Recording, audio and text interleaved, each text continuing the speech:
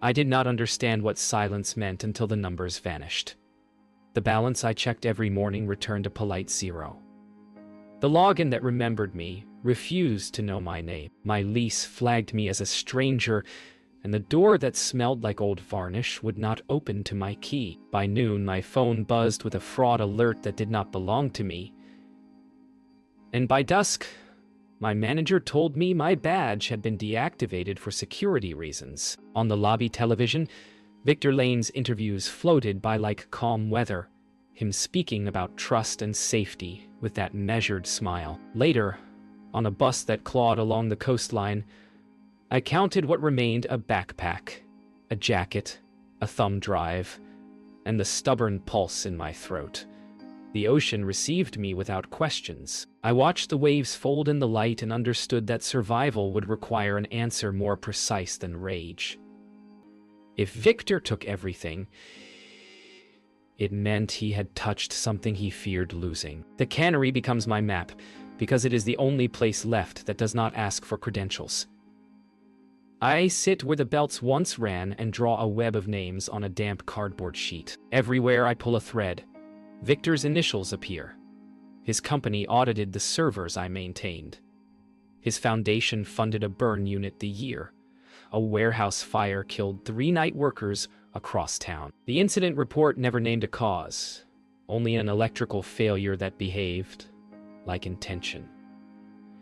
I replay my own termination call, the clipped phrasing, the apology that contained no person. When the gulls quiet, I hear the ocean moving through cracked walls like a large animal pacing. I list what I need: shelter, eyes, a way to speak without being seen.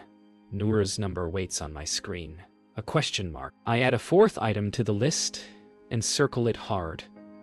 I need Victor to see the wrong thing at the right moment. Noor answers on the 2nd ring, voice steady like a pier post.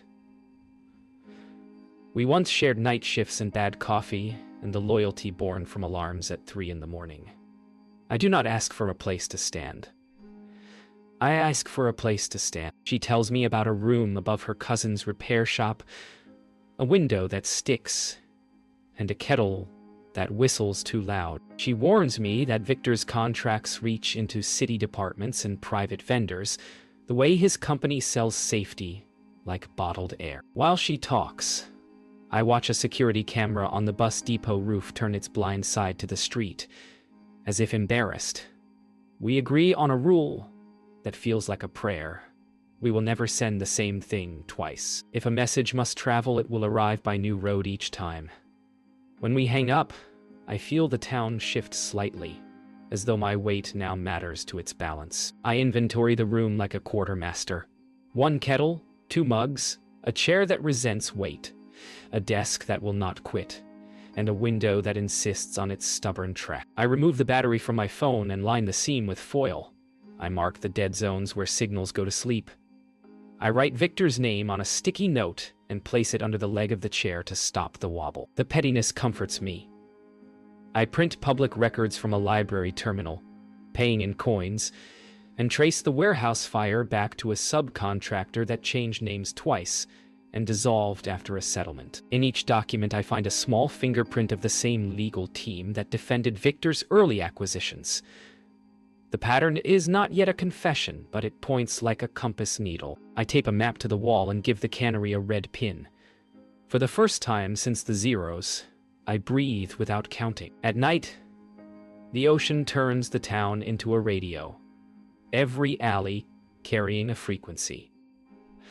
I lie on the floor and listen to the building breathe. Somewhere far from this room, Victor is planning tomorrow's certainty. He believes in systems the way the devout believe in scripture. He believes people are variables that round toward his benefit. I remember a rumor from my first week at his contracted site. A story told too quickly and then denied. A fire that did not start itself. A witness who recanted after a surprise inheritance. I turn the thought like a stone and feel its shape. If his empire is built on that ash, then the ash is a door he keeps locked with everything he owns. To survive, I do not need to break the door. I only need to make him hear the key turning where he cannot reach it. Noor meets me behind the repair shop before the town is fully awake. The air salted and clean, the metal shutters still cold to the touch. She looks me over the way a medic checks a wound, not for politeness but for triage. We talk with our shoulders toward the alley, so the traffic cannot read our mouths. She has heard pieces of the fire story from a cousin who drove night deliveries, how a loading bay alarm chirped the hour before the blaze, and then went silent as if someone hushed it. She sketches the route of Victor's contracts across the city like arteries, public cameras at intersections that report to a private spy. I show her the threaded pattern in the legal filings, the same counsel moving like a watermark. When we agree to share everything that cannot hurt the other if stolen, relief loosens my jaw. The ocean lifts the gulls. In that small rise, I begin to feel the outline of a plan that fits our hands. We spend the morning in the library's back row, where the outlets are stingy and the blinds never sit right. Noor speaks the dialect of bureaucracy without respect, and shows me how to request public schematics without leaving a name. I show her how to walk a data trail backward from a redacted invoice to a shell company that only exists long enough to receive blame. We circle the fire again and again, the date etched in both of our throats. There is a maintenance ticket filed the day before for a faulty heat sensor that was signed as resolved at 2 a.m., 3 hours before the first call. Noor taps the signature and says it will belong to a ghost. We split duties the way swimmers share a current. She takes the physical doorways, and I take the digital ones, meeting wherever their hinges sound alike. When we finally look up, the blinds have drawn a jail across the carpet. We take it as a reminder to move.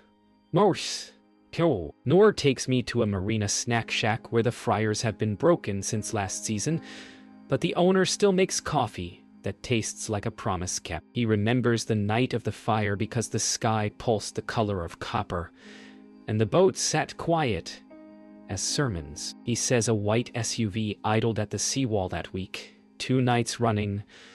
License plate bracket from a company that installs security hardware. Victor's name does not pass his lips, but the outline of him walks through our conversation like a shadow with its own weather. Noor asks questions that seem harmless until the answers line up, and I record audio with the mic hidden under my sleeve, every breath loud as a wave. When we step back onto the pier, the wind rolls in cold and quick. I feel how exposure can be used like a mirror, not to reflect my face, but to catch his. We start plotting the angles. Back at the room, we unspool our findings onto the map until the walls look like a nervous system. Noor adds pushpins that follow delivery routes past shuttered warehouses, and I overlay access logs that show a pattern of test pings during off hours, the network's heartbeat trained to skip where the cameras should have seen. We argue over whether to bait the system now or keep cataloging. I want proof Victor cannot disclaim. Noor wants a path that keeps us breathing. We land on a compromise that feels like a blade held flat. We will light a flare where he cannot ignore it and watch which darkness moves first. I set up scripts that will mirror a single feed to an offline drive the moment a tamper alert triggers. Noor rehearses a walk through the cannery with a courier's indifference, careening measurable and forgettable at once. The rain begins again, steady as a metronome. We take its rhythm as our tempo. We choose a Thursday because it looks like nothing. Noor walks the cannery with a shipping clipboard and a neon vest, her stride the kind that passes through security without changing the air. I watch from the back room as my program places a single fingertip on Victor's network. Not enough to bruise, just enough to make the skin notice. A dormant sensor blinks awake. Another goes quiet in reply, like a shiver moving along a spine. In the space of that tremor, I see the shape of his secret again. The fire as a rehearsal for absence. The system taught to not witness what must not exist. Noor's voice whispers from an earpiece that the gulls are louder than the guards. I capture the cancellation signal and store it twice in places he will not think to look. When the screen steadies, my heart does not. We have touched the scar, and it did not bleed. It tightened. Now we know where to press. The morning after our soft strike, the town feels wired tighter. Patrol cars idle longer at corners where no one waits. A drone hums above the seawall and pretends to be a gull that learned a new song. Victor has noticed the tremor and is teaching the system to clench. I study his response as if it were weather. He floods the dead zone around the cannery with fresh pings, deploys a patch that forces cameras to self-report integrity, and seeds the networks with decoys that look like our footprints. Noor calls it theater, meant for auditors. I call it a confession masked as diligence. We practice disappearing in plain sight, change one habit each hour, alter our pace at doorways, mirror the posture of the person ahead of us, speak only in questions that reveal nothing when overheard. The trick is not to vanish, but to blur until the filter throws us out as noise. When the drone returns at noon, I lift my face to it and smile as if I do not know what it is. Noor teaches me how to move like a person the city expects to see. We build outfits from thrift bins and tool bags, a fluorescent vest for one route, a floral market apron for another, boots that change height and rhythm. She shows me how to carry a ladder without knocking memory from a doorway, how to greet a bored guard with the exact weight of annoyance that proves you belong. I teach her the condensation of data into hunch, how a column of timestamps can whisper the shape of a hand.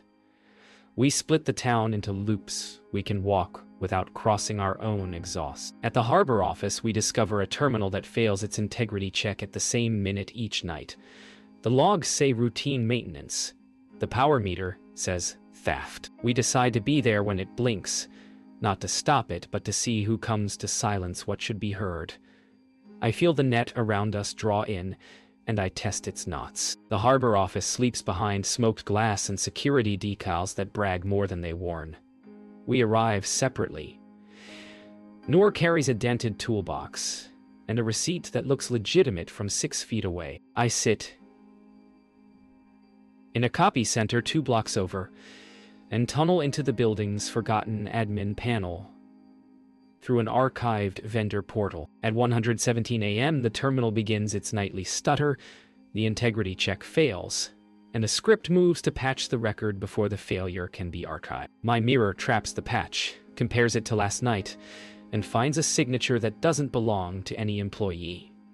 It belongs to a contractor who dissolved 6 months after the warehouse fire. While the check loops, Noor wedges a door 5 centimeters with a rubber shim and leaves a small relay the size of a cough drop behind a cable trunk. The signal that cancels the witness will pass this place like a pulse. We will catch it and teach it to speak. They come for the stutter the second night. 2 men in contractor jackets without company names, the kind of blank that wants to be overlooked. Noor walks past them with a yawn heavy enough to be contagious, clipboard raised like a shield of boredom. I watch from a laundromat window and ride the relay's feed as it catches the cancellation wave mid-flight. It is cleaner tonight. Stronger, like an arm flexing, and it carries a payload that routes to a private audit enclave registered to a holding company Victor uses for philanthropic grants. The men remove the terminal and carry it away as if it were sick, and a replacement appears before the dryer cycle ends. I record their faces in reflection, not directly, so the angle belongs to the building, not to me. When they leave, the hallway looks the same, but the air feels pressed. Noor and I do not speak until the corner. Then we say only that we have them, and we keep walking. By dawn, our proof is a braid, the nightly failure, the unauthorized signature, the masked route into Victor's private vault, and the faces of men who treat evidence like a removable organ. Survival is still the point, so we do not publish, we inoculate. I seed encrypted fragments to 3 reporters who do not know each other, and to a labor attorney who will not bend toward any donor list. Noor arranges a dead drop under a pier plank for a union steward whose brother died in the fire.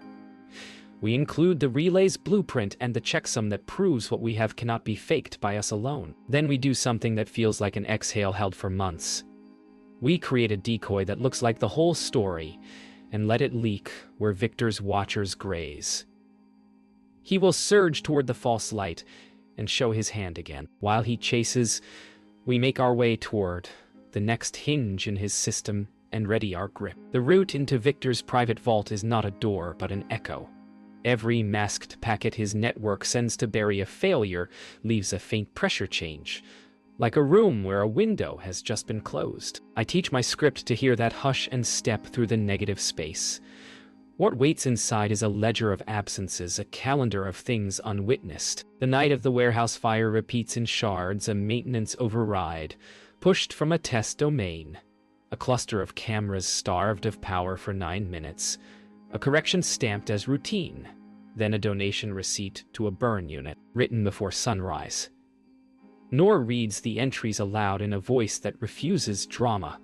The sound of someone holding a line while others let go. When we reach the name of the contractor that dissolved, the ledger links to a photo from an onboarding file.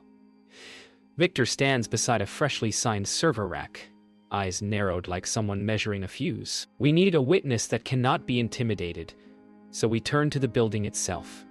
Blueprints show a heat sensor mounted above the loading bay that survived the fire because its conduit ran through brick instead of sheet metal. The insurance report calls it an anomaly and moves on. Anomalies are where truth takes shelter. Noor scrounges a passable contractor kit while I map the sensor's serial lineage to a manufacturer archive that still hosts its calibration routine. If the device stored any last heartbeat before the override, the routine can coax it awake. We plan a visit the way divers plan a descent, with timed signals and ascent stops in case pressure builds. The hardest part is refusing the urge to expose Victor now that we can name the fuse. Survival is not vengeance. It is the patient shape of it. We will pull the memory without snapping the line and teach the system to testify. The loading bay lock is a him Noor knows by muscle. She slips a shim, bears the latch, and lets the door lift just enough to swallow us. Inside, the air tastes like coins and old smoke. We move with the rehearsal of people who have practiced not to be seen, pausing when the gutters clatter, counting beats between distant sirens. The heat sensor sits above a scar where paint blushed and never cooled back to its original color. I thread the calibration routine into a service port. No one bothered to strip, and the device coughs up a sequence like the last words of a long argument. 9 minutes missing. Then a spike that is not fire but a surge, the signature of a power cut orchestrated from elsewhere. Noor records the readout twice, then photographs serials, screws, dust crust, anything a lawyer cannot call a story. We leave the bay as if we never learned how to hurry, closing the hymn behind us. We replay the sensor's memory in the back room until the numbers feel like a heartbeat we have been living with since the day we met. The surge aligns with the moment Victor's patch streaked through the network and taught the cameras to look away. It is a choreography of absence so elegant, it makes me angry. Noor drafts a timeline in ink on butcher paper because paper cannot be quietly edited in the night. When she writes the word surge, she underlines it twice and adds the minute and second. We match that stamp to an internal meeting on Victor's calendar, where a junior exec requested emergency authorization. The exec left the company 2 weeks later with a generous package and no forwarding details. I compare donation timestamps, delivery logs, burner phone activations. The lattice tightens. We do not speak of guilt. We speak of sequence and access, the grammar a court will understand. Truth gathers weight when it can be lifted by more than grief. The storm arrives as if it had been reading our notes. Power flickers across the town and the ocean grows teeth. This is when Victor will feel safest, when disruption can wear a natural face. We choose to show him the key turning. I route a narrow beam through his audit enclave, not to steal but to reflect, sending the sensor's final record back into his own dashboard as an alert, labeled by his naming conventions. Noor posts our checksum with a timestamp to 3 cold storage drives and mails, the drives to separate states. We sit with our coats on, listening to the kettle rattle as wind leans on the window. When the alert pings, Victor's network blooms like a panic flower, pushing commands that smell of bleach. He is cleaning, he is late. We copy his late, we mirror his mirror. Tomorrow, someone will ask him why his system accused him in his own language. Tonight, we let the storm speak with us. Morning breaks thin and metallic, the town wrung out by the storm yet humming with repairs. We work inside that hum, stitching Victor's own eyes into our witness. I rewrite a service scheduled task so that every time his network checks a camera's health, it forks a copy to an inbox that wears his crest. Noor calls it teaching the guard dog to bark in the owner's language. We select intersections that matter: the pier road where deliveries turn invisible, the seawall where the white SUV lingered, the bus depot whose dome blinked like a slow eyelid. Each feed carries our checksum and the sensor's last heartbeat, tucked in the metadata like a date carved under a board. We do not surface anything loud. We let integrity verify itself and point upstream. When the first mirrored clip arrives in a supervisor's queue, it looks like routine. Routine is the mask we trust most.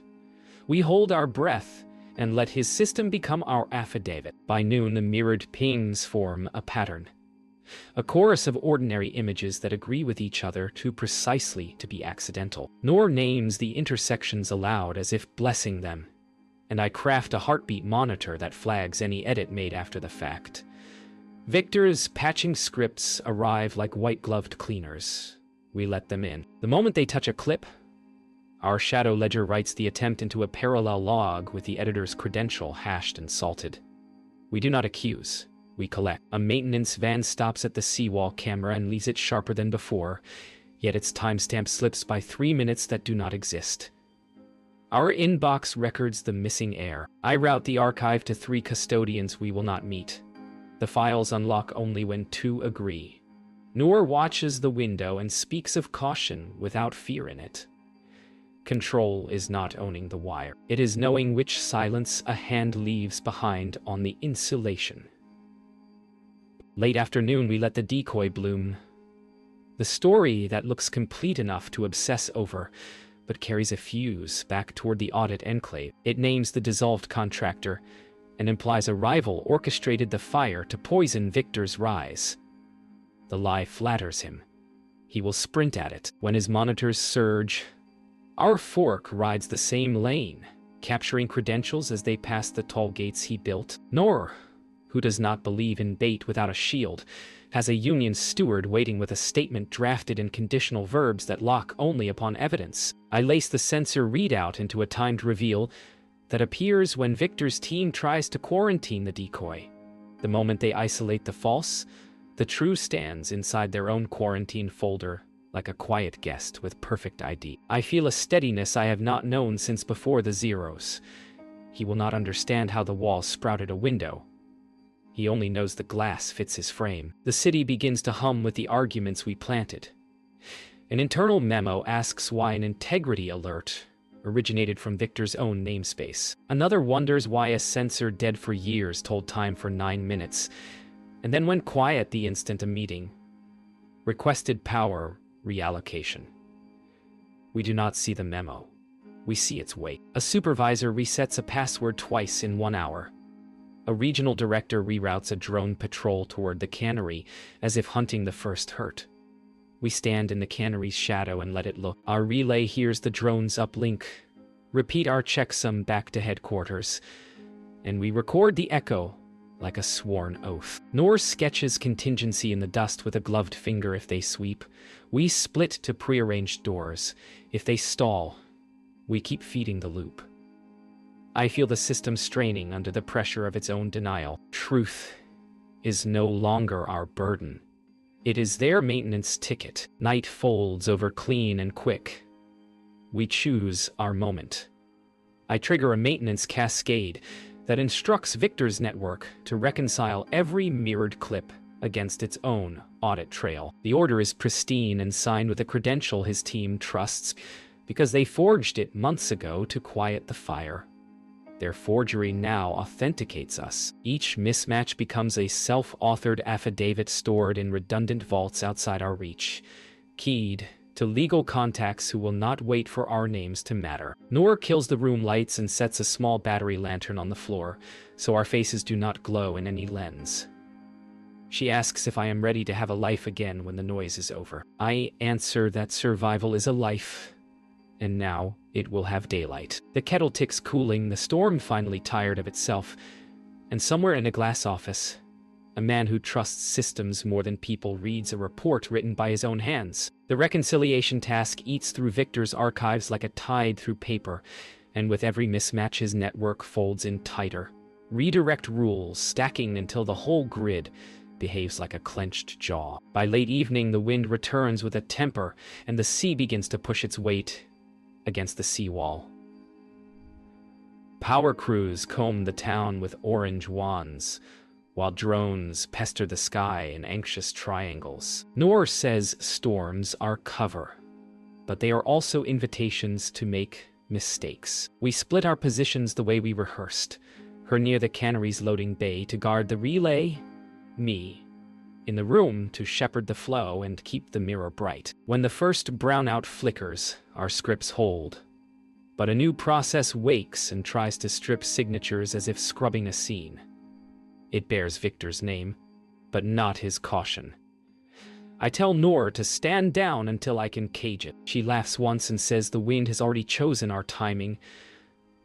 Then the line to her ear goes thin. The scrubber process hunts across the audit enclave like a dog, let off the leash, and every time it snaps at a checksum, my mirror copies the bite mark to an offline vault. I corral it with throttles and decoys, but the algorithm does not care about grace.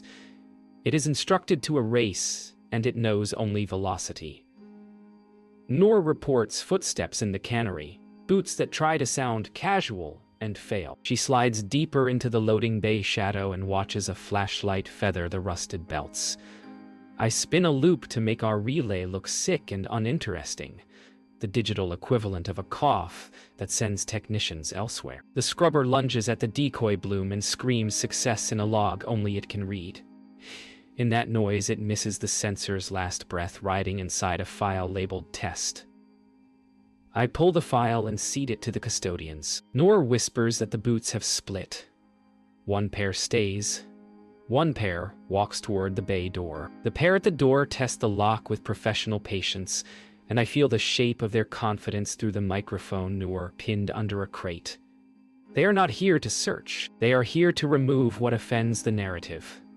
I whisper for Noor to slide left toward the emergency stair and keep her shoulders in the shadow line. The wind takes my words and chews them. She repeats them back as if reading a recipe. The scrubber apex hits my defenses and begins to carve out the quarantine folder where we hid the truth. I flip the switch that turns every deletion into a broadcast aimed at Victor's own board accounts. If he cleans, he informs himself. If he pauses, he admits curiosity. The door lifts a palm's width. Noor times her move to a thunder peal and steps onto a slick rung that gives. Metal shrieks. One head turns. She freezes, weight held in the muscle that keeps people alive. I send a burst to trip lights 2 buildings over. The men look toward brightness. Noor breathes again. The men abandon caution and split again. One tracing cable runs with a gloved hand, the other angling toward the relay's hide. I flood the enclave with compliance pings that impersonate auditors and force the scrubber to answer questions instead of swinging. It slows just enough for me to pin its origin. The credential resolves to a workstation in Victor's executive floor, a machine that has never failed a check because it writes the checks. I copy its fingerprint, time, and route into 3 affidavits that will open if I do not touch a key for 60 minutes. Noor whispers numbers I know as the serials we photographed. She has eyes on the men's hands. One of them finds the cable trunk and smiles in a way I can hear. I tell her to leave. She replies that leaving is a direction without an address. Her breath hitches. The relay is in his palm. I pull the last trick we promised to use only once, and turn every camera in the block into a mirror aimed inward. The grid watches itself take the evidence. The contractor pockets the relay and signals success with a tap to his radio, and that tiny celebration becomes the moment the city learns a new word. Every lens in the loop mirrors the act back to the audit enclave, and because the scrubber must obey the board accounts I wired, it writes the theft into Victor's executive log with coordinates, time, and the device's serial. Singing clear, Noor slides along the stair and ghosts through the gap while the men admire their neatness. Outside, the storm loses interest and lets the rain fall without knives in it. I end the broadcast and sign the affidavits. The vaults confirm receipt, then silence.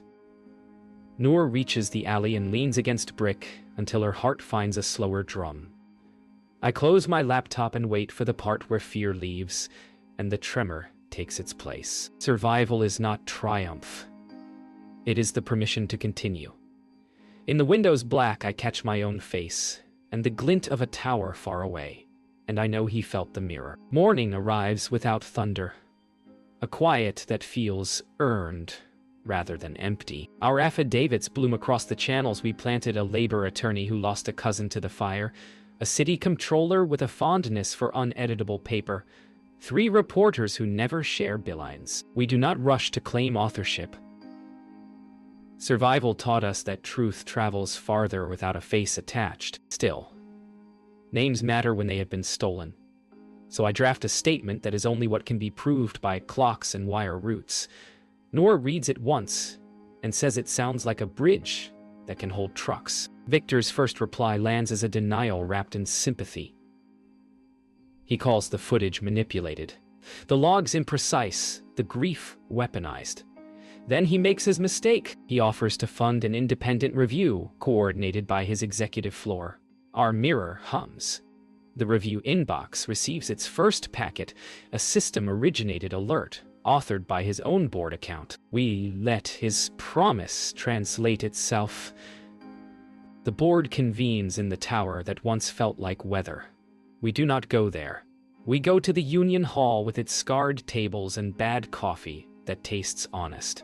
Screens line the wall like extra witnesses. As the independent review begins, our relay of record forwards, each cleansing command back into the board's case folder with the credentials that sign it. The chairman's eyebrows drift upward. The general counsel's pen stops tapping.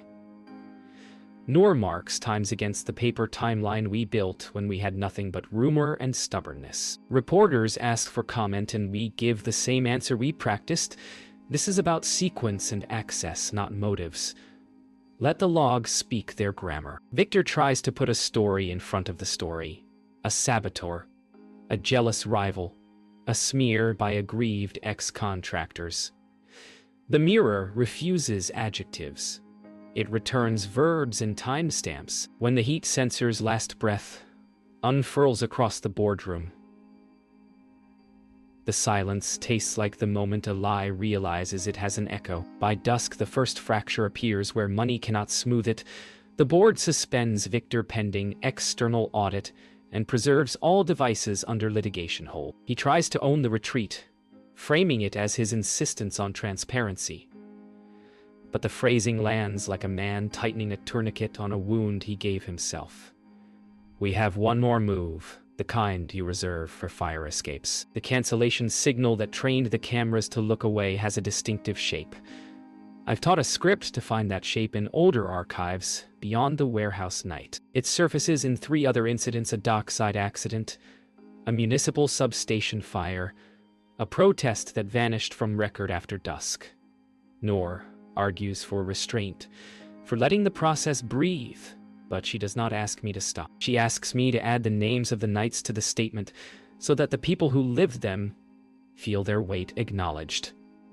I do.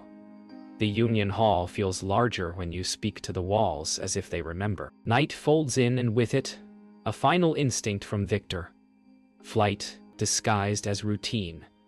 A courier request pings from his executive floor for personal effects, retrieval at an hour that tries too hard to be forgettable. We know the route, the elevator that drops to a service dock wired softer than the public one. Noor says we do not need a chase. We need a witness that cannot blink. We set the fork one last time. This time aimed at the building's own lobby screens, a delayed mirror that will play when the service badge opens the wrong door after midnight. The choice will belong to the system he designed. If it refuses to see, our ledger goes public. If it watches, he teaches the city what accountability looks like by accident. I think of the bus where I counted what remained, and the ocean that did not ask me to apologize for surviving.